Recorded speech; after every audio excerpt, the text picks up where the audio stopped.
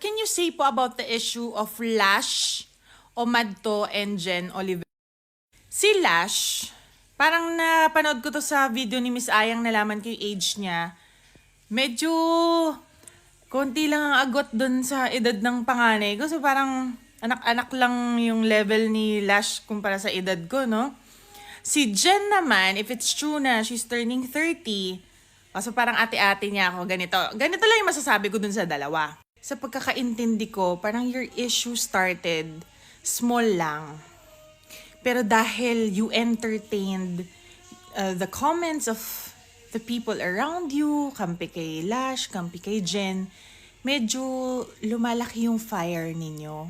Kahit ako may mga friends ako na nakagawa ng hindi maganda sa akin, pero hindi ako gumante.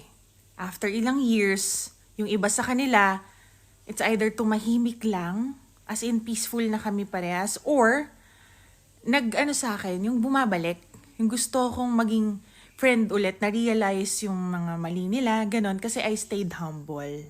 Sometimes sa friendship, merong kailangang isa na mag-give way. And I always say na it won't hurt naman kung medyo ibababa natin ng onti yung mga pride natin.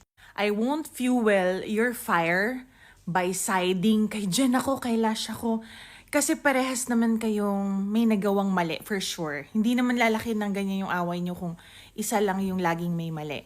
But you know, Jen and Lash, I think it will be more beautiful kung magiging okay kayo in the future. Kung ngayon may konting pain pa, sige, let it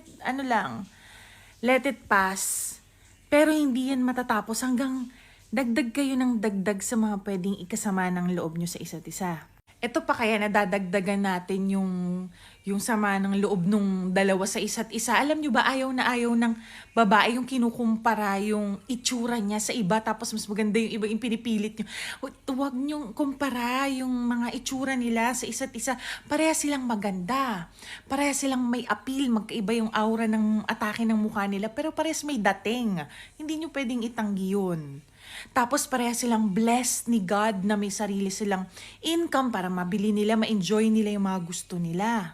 Jen and Lash, mag-focus kayo dun sa mga blessings ninyo. Tapos try nyo, imbis na nakikinig kayo sa mga comments na mas pwede kayong mag-away, try nyo sariwain sa mind ninyo yung mga araw na mahal nyo yung isa't isa, yung friends pa kayo, yung mga times na magkausap kayo, nag-open kayo ng problema sa isa't isa, yung mga times na nagustuhan nyo yung isa't isa, try nyo, yun yung pasok sa isip nyo para medyo kumalma yung anger.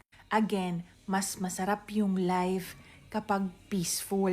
Bata pa kasi kayo, baka hindi nyo masyadong naiintindihan pa yan, pero dadating ang time, maaalala nyo tong sinasabi ko, na kapag nag-matured kayo, yan na yung hahanapin nyo, peaceful life.